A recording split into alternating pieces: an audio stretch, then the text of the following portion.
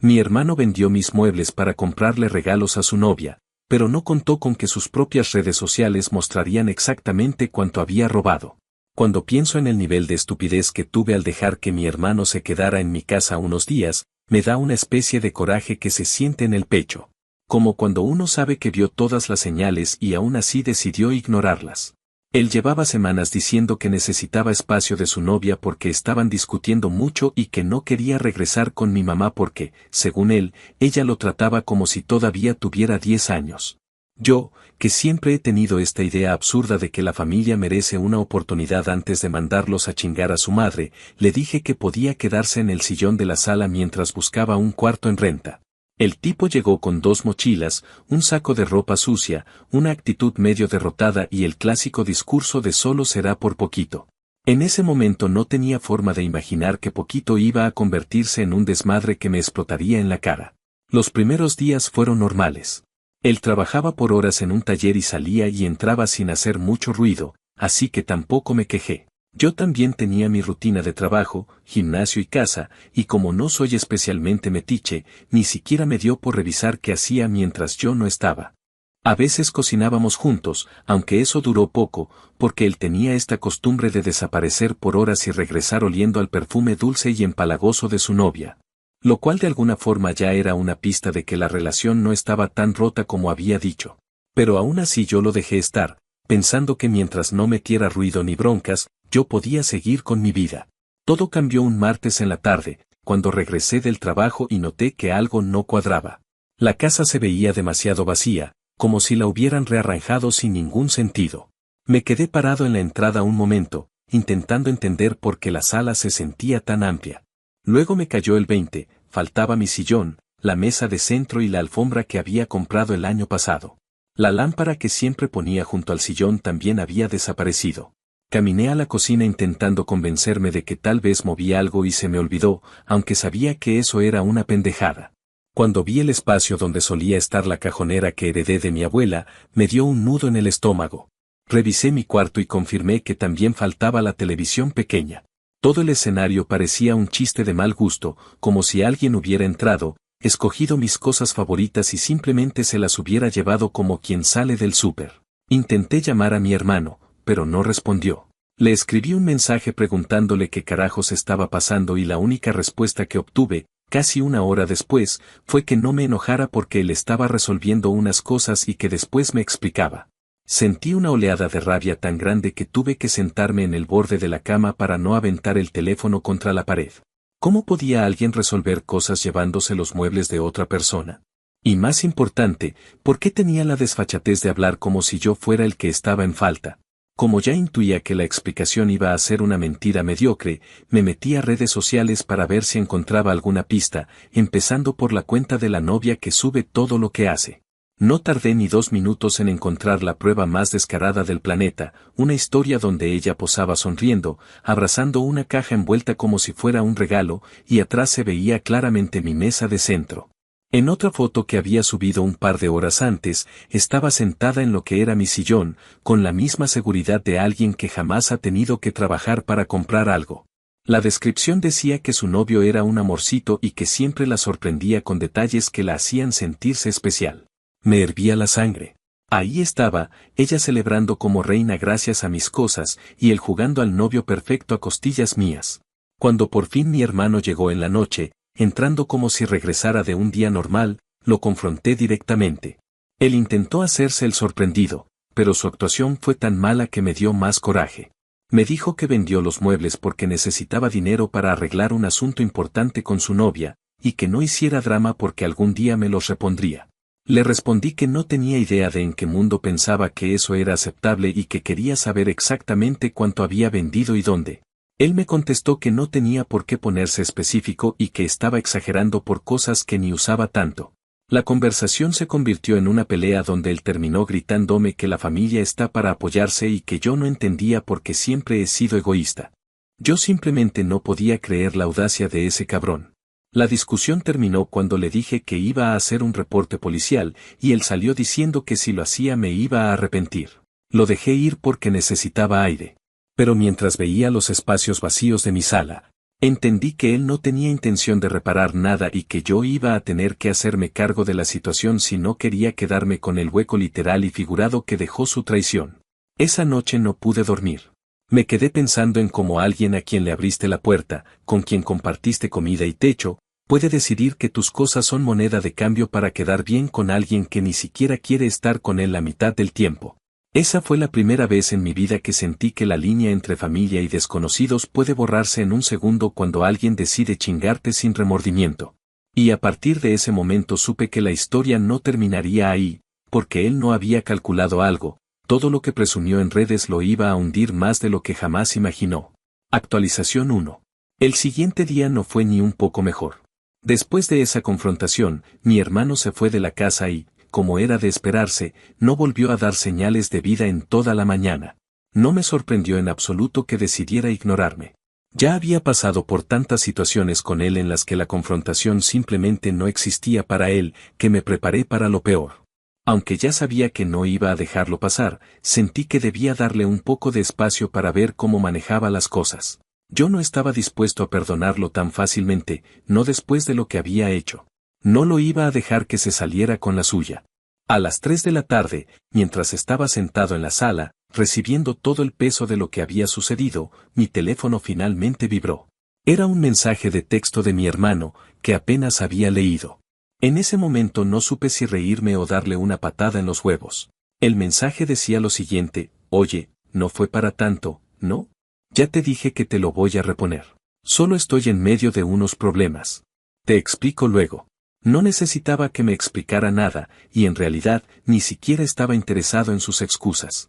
Mi mente estaba fija en una sola cosa: él me había robado, me había dejado sin lo que era mío y lo peor de todo, sin el más mínimo respeto por mi espacio o mis pertenencias. Y para rematar, me estaba tratando como si fuera el que estaba exagerando todo. Respiré hondo y decidí que ya no iba a jugar con él. En lugar de seguirle el juego, le pedí que me explicara qué exactamente había vendido y por cuánto. Estaba dispuesto a reunir todas las pruebas posibles antes de hacer nada más. Le dejé claro que si no me decía la verdad, yo me encargaría de conseguirla. Eso sí, lo hice de manera que no supiera que ya tenía una idea clara de lo que había pasado. Le pedí que me diera todos los detalles, que me dijera con quién había estado tratando y cuánto le habían pagado. Le dije que lo mejor sería que me diera la información para que no tuviéramos que llegar a algo más serio. Pasaron varias horas sin respuesta. Me mordí la lengua y traté de mantener la calma. Sabía que si no recibía la información, iba a tener que buscarla por otros medios, pero también sabía que si él no respondía a las primeras preguntas, eso solo confirmaba lo que pensaba. Estaba tratando de zafarse de todo sin hacerse responsable. Cuando caí en cuenta de que ya no podía esperar más, me dirigí hacia su cuenta de Instagram. Él siempre había sido muy activo ahí, así que no me costó nada ir directamente a sus historias, buscando alguna pista que me ayudara a entender qué carajos estaba haciendo. Ahí fue cuando lo encontré. En su cuenta, subió una historia en la que presumía algo que inmediatamente me hizo sentir un nudo en el estómago. Estaba posando con un collar caro, mientras su novia lo abrazaba, sonriendo como si estuviera en una especie de sueño. Lo primero que vi fue una parte del sillón que faltaba en mi sala, lo que me hizo confirmar que, por si alguien tenía alguna duda, este idiota sí había vendido mis cosas. El panorama se me fue armando lentamente. Esa misma tarde, me tiré en el sofá con el teléfono en la mano, buscando las publicaciones de su novia. Esa tipa no tenía la menor idea de que, al poner todo en redes sociales, me estaba dando un montón de evidencia que podía usar en su contra. En la siguiente publicación, pude ver perfectamente la mesa de centro que me había costado lo que gané durante 2 meses de trabajo. Era exactamente la misma, solo que sin los adornos que le había puesto para que quedara más bonita. La tipa la usaba para poner sus copas de vino y sus revistas de moda, mientras que mi hermano, como si nada, estaba ahí en el fondo, con la cara de quien acaba de hacer la compra de su vida. En ese instante sentí una mezcla de impotencia y furia que me hizo estallar. No solo me había robado algo que tenía un valor sentimental para mí, sino que también se había burlado de mí al hacer todo tan evidente. No esperé mucho más. Decidí llamarlo nuevamente. Esta vez no lo dejé salir con alguna excusa. Le dije que quería saber exactamente qué había hecho con mis muebles, a dónde los había llevado y, sobre todo, por cuánto los había vendido. Como esperaba, el tono de su voz cambió al instante. No respondió inmediatamente. Pasaron unos segundos en los que su respiración se hizo un poco más agitada. Cuando al fin habló, lo hizo con una voz que ya no sonaba tan segura. Los vendí por $600, man. Pero como te dije, te lo voy a pagar en cuanto pueda. Solo dame tiempo. En ese momento, me di cuenta de que no tenía intención de devolver nada. La cantidad de $600 era ridícula. Para lo que me había robado, estaba casi regalado. La mesa, el sillón, la tele y todo lo que había desaparecido fácilmente valía mucho más. Pero no le dije nada de eso. Solo me limité a decirle que me mandara los datos de las personas con las que había tratado, y que me explicara cómo pensaba que me iba a reponer algo que no podía siquiera justificar de manera coherente. A lo largo de los siguientes días, mi hermano hizo varios intentos por calmar las aguas. En más de una ocasión, me envió mensajes pidiéndome que lo dejara estar, que ya se encargaba de conseguir el dinero, que no iba a dejarme colgado. Pero yo ya no confiaba en él. Le había dado demasiadas oportunidades y, en el fondo, sabía que no iba a hacer nada. Fue entonces cuando empecé a buscar la manera de resolver el asunto de forma definitiva. Decidí ir a la policía, pero antes de tomar cualquier decisión, revisé con más calma todo lo que había recopilado de sus redes. La mayoría de las cosas que había subido a su cuenta y la de su novia ya eran suficientes para abrir un caso, pero quería asegurarme de tener todo bien documentado. Así que, esa misma tarde, imprimí las capturas de pantalla y me dirigí al departamento local. Cuando llegué, el oficial me miró con una mezcla de sorpresa y escepticismo. Me hizo algunas preguntas sobre lo que había pasado y, al mostrarle las pruebas, me dijo que en casos como este la situación era más compleja de lo que parecía. No me sorprendió. Sabía que era mi palabra contra la de él, pero las pruebas eran claras. Después de revisar los mensajes y las fotos, me dijo que iba a iniciar una investigación preliminar, pero que tenía que esperar a ver cómo avanzaba la situación. En ese momento, sentí una pequeña victoria. No había hecho esto solo para castigar a mi hermano, sino para dejar en claro que no iba a permitir que se saliera con la suya. Pasaron un par de días. Mi hermano seguía en contacto, pero ya no de la forma en que solía ser. Estaba más nervioso y evitaba el tema de la denuncia, como si hubiera dejado de pensar que las consecuencias iban a ser reales. Yo, por mi parte, ya sabía que las cosas iban a cambiar, aunque él no lo entendiera.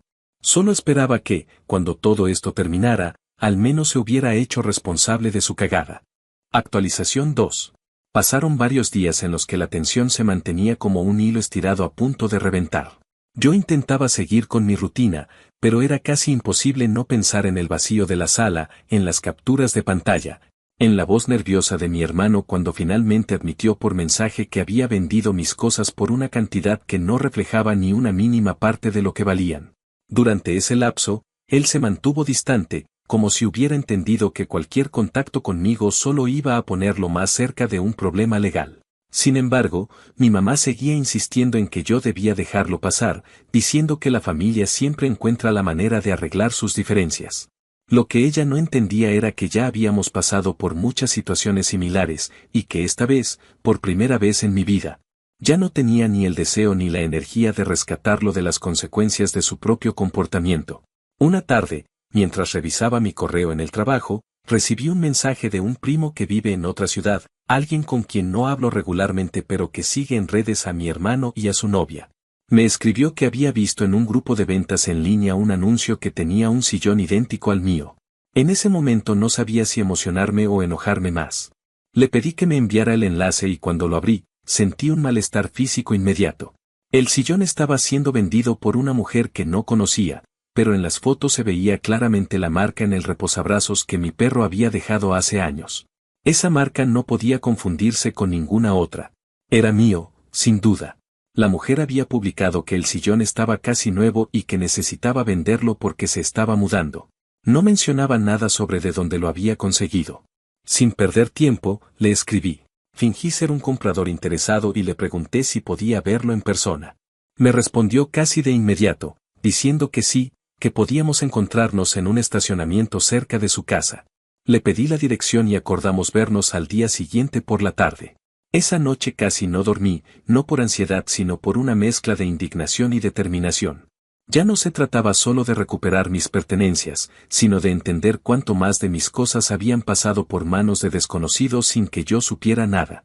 La idea de que mis muebles se hubieran convertido en mercancía de un día para otro sin mi consentimiento me provocaba una sensación de humillación que no sabía acomodar en mi cabeza. Cuando llegó el momento del encuentro, llevé conmigo la carpeta donde guardaba las capturas de pantalla que había preparado para la policía, junto con las fotos de mis muebles en mi casa. Pedí prestada la camioneta de un amigo porque sabía que, si tenía la oportunidad, ese sillón regresaría conmigo. Cuando llegué al estacionamiento, la mujer ya estaba ahí, recargada en la parte trasera de un auto pequeño, mirando su teléfono. Cuando levantó la vista y me vio acercarme, me saludó con una sonrisa educada, sin sospechar nada. Nos acercamos al sillón, que estaba en la parte trasera del auto, cubierto con una manta. Lo descubrí y lo revisé despacio, aunque ya sabía que era mío. Lo que no esperaba era lo rápido que cambiaría su actitud. Le dije que el sillón era mío, que había sido robado de mi casa y que tenía pruebas de que provenía de una venta ilegal. Su rostro perdió color de inmediato, y empezó a decir que ella no sabía nada, que lo había comprado de buena fe y que no quería problemas. Le respondí que no tenía intención de pelear con ella, pero que me llevaría el sillón de vuelta porque era mío. Le mostré las fotos y los mensajes y se quedó sin palabras. Al final terminó ayudándome a subirlo a la camioneta. Antes de irme, le pregunté si sabía de dónde habían venido los otros muebles que mi hermano había vendido. Me confesó que solo había comprado el sillón, pero que sabía que la novia de mi hermano tenía un pequeño grupo en redes donde vendía cosas de manera regular. Me dio el nombre del grupo y me deseó suerte, con un tono que dejaba claro que estaba arrepentida de haberse metido en medio de todo esto. Después del encuentro, me estacioné en un punto tranquilo para procesar la información. Entré al grupo que me había mencionado la mujer. Era privado, pero bastó con solicitar unirme para que me aceptaran. Empecé a revisar las publicaciones y encontré varias ventas recientes, una mesa, una alfombra, una lámpara. No me tomó ni 2 minutos reconocerlas. La novia de mi hermano había puesto a la venta prácticamente todo lo que faltaba en mi casa, y algunas publicaciones databan de días antes de que yo siquiera me diera cuenta de que mis cosas habían desaparecido. Eso me confirmó que no solo habían vendido los muebles, sino que lo habían planeado con anticipación. No había sido un impulso ni una equivocación, sino un acto deliberado. No sabía si sentirme más traicionado por mi hermano o por la persona que él aseguraba que amaba tanto como para arriesgarlo todo. Esa misma noche envié un mensaje al oficial con el que había hablado previamente para darle una actualización de lo que había descubierto. Incluí las nuevas capturas y le expliqué que ya había recuperado una parte de mis pertenencias. Me respondió al día siguiente, diciéndome que eso reforzaba mi caso y que seguirían con la investigación. Aunque no era una denuncia formal aún, ya se estaba tomando con más seriedad. Saber eso no me dio paz, pero al menos me hizo sentir que no estaba actuando a ciegas. Por otro lado, mi hermano finalmente decidió aparecer en mi puerta, llorando como si alguien hubiera muerto. Venía con la idea de que yo estaba exagerando todo y que él ya había entendido que lo que había hecho no estaba bien. Dijo que había tenido problemas con su novia, que ella lo había dejado porque ya no quería verse envuelta en problemas. Intentó entrar a la casa, pero se encontró con la nueva cerradura. Me dijo que lo perdonara, que necesitaba un lugar donde quedarse. Le respondí desde la puerta, sin dejarlo pasar, que no podía quedarse más conmigo, que no iba a permitir que volviera a pisar la casa después de lo que había hecho. Me empezó a acusar de ser desleal, de escoger cosas antes que familia. Yo simplemente le respondí que había sido él quien había decidido que sus impulsos eran más importantes que el respeto por mi casa. Su expresión cambió de súplica a resentimiento en cuestión de segundos. Se fue diciéndome que iba a pagar por hacerle la vida más difícil. Al final de ese día, me quedó claro que él no entendía nada. No comprendía que su comportamiento había puesto en marcha una cadena de consecuencias que ya no podía detener y que la policía ya estaba involucrada. Si algo había aprendido en esa semana era que la gente solo cambia cuando las consecuencias finalmente se vuelven inevitables. Y yo, por primera vez en mucho tiempo, estaba dispuesto a dejarlas caer sobre él sin intervenir. Actualización final. Unas semanas después de haber recuperado el sillón y de haber dejado claro que no pensaba permitir que mi hermano volviera a entrar a mi casa, la situación tomó un rumbo mucho más serio del que él imaginó cuando decidió llevarse mis cosas para presumirlas como si fueran regalos suyos. Durante ese tiempo, la investigación preliminar siguió avanzando. El oficial encargado del caso se mantuvo en contacto conmigo, pidiéndome cada tanto alguna aclaración o confirmación sobre ciertos detalles. Yo cumplía con todo lo que me pedían porque entendía que, aunque no era una denuncia espectacular ni una de esas historias que ocupan titulares, sí era un caso de robo que involucraba bienes concretos, pruebas claras y un responsable plenamente identificado. A la policía no le gusta perder el tiempo, así que para que siguieran adelante, yo tenía que ser preciso y constante. Mientras eso ocurría, mi hermano estaba teniendo un colapso gradual que parecía intensificarse cada vez que yo me negaba a retroceder. Él estaba convencido de que, si me ignoraba lo suficiente o si me hacía algún discurso melodramático, yo cedería y retiraría todo. Lo que nunca entendió es que esta vez ya no era cuestión de reconciliación familiar o de compasión, sino de poner un límite que yo había evadido toda la vida. De hecho, la gota que derramó el vaso para él no fue la policía, ni el haber perdido a su novia, ni siquiera el hecho de que ya no tenía dónde vivir. Fue enterarse de que la tienda departamental donde trabajaba temporalmente lo había despedido al recibir la notificación de que estaba siendo investigado en un caso de robo. Él tenía un contrato sujeto a revisión de antecedentes y aunque técnicamente no había sido declarado culpable de nada todavía, el hecho de que existiera un reporte activo bastó para terminar su relación laboral. Me enteré porque él mismo me llamó un día, gritando y culpándome de arruinarle la vida. Lo dejé hablar, como quien escucha llover sin siquiera asomarse a la ventana, porque cada palabra suya confirmaba que nunca asumió responsabilidad sobre nada. Con el paso de los días, empecé a notar un cambio en la manera en que el oficial me hablaba. Había pasado de ese tono neutro y distante, típico de quienes no quieren comprometerse más de lo necesario, a una forma más directa, como si intentara asegurarse de que yo no me echara para atrás. Me dijo que la cantidad de pruebas que tenía era más que suficiente para presentar una denuncia formal sin titubeos, pero que lo ideal era que él pudiera tomar una declaración adicional antes de que ellos citaran oficialmente a mi hermano y a la novia para interrogarlos. Acordamos una fecha y me presenté en la estación, llevando de nuevo la carpeta con todo lo que había imprimido, más las nuevas capturas del grupo de ventas que había descubierto semanas atrás. La cita duró más de lo que esperaba. Revisaron cada imagen, cada mensaje, cada publicación donde aparecían mis muebles. El oficial me pidió detalles específicos sobre el valor aproximado de las cosas, su tiempo de uso y las circunstancias en las que descubrí que ya no estaban. Lo que más llamó su atención fue la evidencia de que la novia estaba revendiendo mis pertenencias en redes sociales. Me explicó que eso complicaba más el asunto, porque ya no era solamente un robo impulsivo o una discusión familiar que había escalado, sino un acto con indicios de premeditación.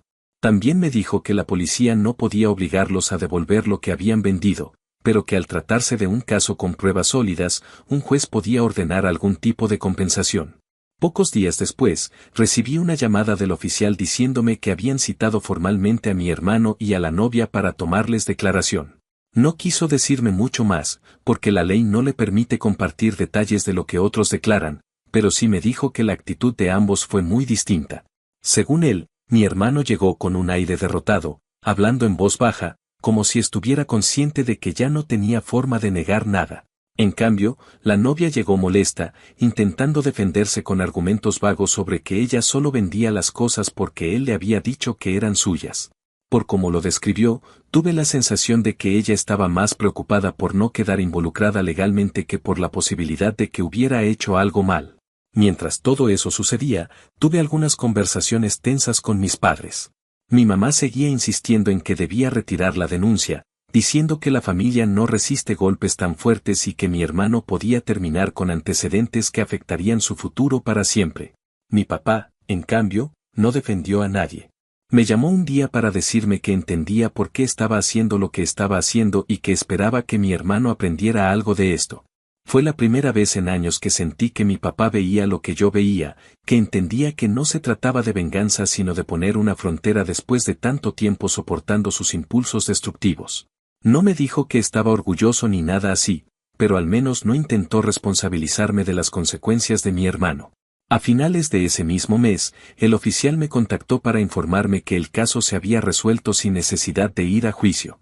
Mi hermano aceptó un acuerdo para cubrir el total de lo que me debía, dividido en pagos mensuales supervisados por el tribunal local. También quedó registrado oficialmente que él había sido el responsable del robo, algo que, aunque no se traduce en una condena penal formal, sí quedará en sus antecedentes por un tiempo. En cuanto a la novia, el oficial me explicó que no encontraron suficiente evidencia para considerarla parte directa del robo, pero que su participación en la reventa de mis muebles quedó documentada, lo cual podría traerle problemas si se involucra en situaciones similares en el futuro. Cuando colgué esa llamada, no sentí ninguna celebración. Era más bien una sensación de cierre, como si finalmente estuviera soltando una cuerda que llevaba demasiado tiempo tensada. Mi hermano volvió a contactarme después de enterarse del acuerdo, intentando convencerme de que retirara todo y que los pagos serían demasiado para él. Me dijo que no tenía dinero, que estaba desesperado y que yo estaba comportándome como alguien sin corazón. Yo simplemente le respondí que no había sido yo quien lo puso en esa posición. Le dije que él había tomado mis cosas sin permiso, las había vendido, presumido, regalado y revendido, y que si no hubiera hecho nada, él ni siquiera habría considerado hacer lo mínimo para reparar el daño. Lo dejé hablando solo y desde entonces no he vuelto a contestarle ningún mensaje. Hoy mi sala ya no está vacía, aunque tampoco luce como antes. Recuperé lo que pude, y lo que no, lo reemplacé poco a poco. Pero más allá de lo material, la verdadera diferencia está en cómo me siento ahora en mi propia casa. Hay una tranquilidad silenciosa que antes no notaba porque estaba demasiado ocupado resolviendo problemas ajenos. Aprendí que abrirle la puerta a alguien también implica el riesgo de que esa persona decida entrar sin respeto, y que uno tiene que saber cuándo cerrarla definitivamente. No sé si mi hermano entienda algún día lo que provocó, pero ya no me corresponde enseñarle nada. Cada quien carga sus decisiones, y él tendrá que cargar las suyas sin mí.